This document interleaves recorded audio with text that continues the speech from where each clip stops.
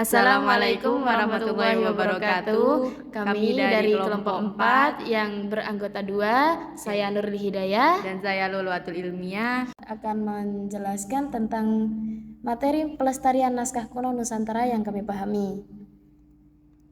Nah, yang pertama ada langkah-langkah perawatan naskah kuno. Langkah-langkah perawatan naskah kuno.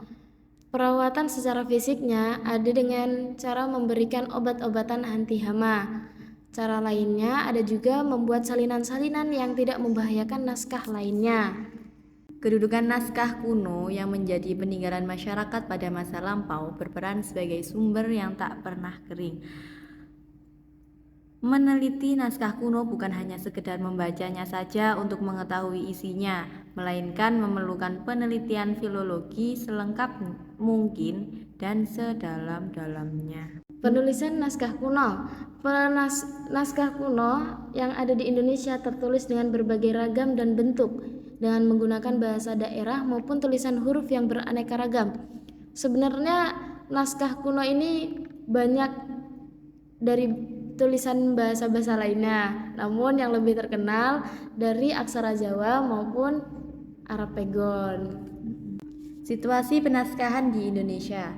Pada saat ini, naskah kuno dari berbagai daerah yang ada di Indonesia tersimpan di beberapa tempat, di antaranya yaitu di Perpustakaan Nasional.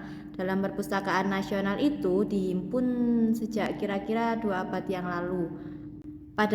Pada saat ini, yang paling banyak menyimpan naskah kuno dalam berbagai daerah adalah Perpustakaan Nasional yang ada di Jakarta. Nugroho mencatat bahwa kekayaan Perpustakaan Nasional mencapai 9.626 naskah yang diantara lain tertulis dalam bahasa Aceh, Batak, Bali, Bugis, Makassar, Jawa, Jawa kuno, Madura, Melayu, dan Sunda. Naskah-naskah yang tersimpan di Perpustakaan Nasional merupakan pindahan dari Museum Nasional pada tahun 1986.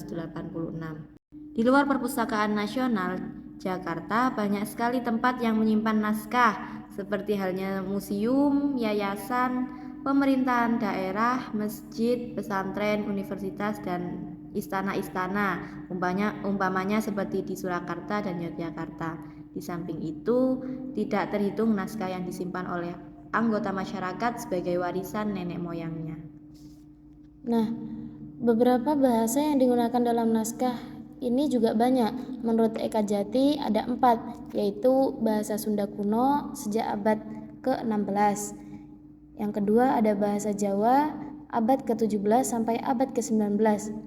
Selanjutnya juga ada bahasa Sunda pertengahan ke-19. Bahasa Melayu akhir abad ke-19. Naskah-naskah Indonesia di negeri Belanda. Naskah-naskah Melayu yang ada di negeri Belanda tersimpan di Perpustakaan Universitas Leiden dalam jarak waktu antara 1850 dan 1921. Pada awalnya, naskah Melayu di Perpustakaan Universitas Leiden itu terdapat hanya 7 naskah saja. Namun seiring berjalannya tahun, pada tahun 1921 jumlah naskah tersebut membengkak menjadi 1168 buah. Sejak tahun 1978 melalui diplomasi Republik Indonesia dengan Kerajaan Belanda, akhirnya bisa dikembalikan ke Indonesia. Sekarang naskah-naskah Melayu Negara Kertagama berada di Perpustakaan Republik Indonesia dan telah ditetapkan sebagai Memory of the World bertepatan dengan Hari Kebangkitan Nasional tanggal 26 Juni 2008 yang memakan proses penetapan ini selama lebih kurang 1 tahun dari 2007 sampai Juni 2008. Isinya naskah kuno itu ditulis oleh Empu Prapanca dengan huruf dan bahasa Bali kuno. Dan inilah sedikit cuplikan pembahasan tentang pelestarian naskah kuno Nusantara yang ada di Indonesia dan juga pengembalian naskah Indonesia yang berada di negara Belanda. Sekian dari kami, terima kasih. Wassalamualaikum warahmatullahi wabarakatuh.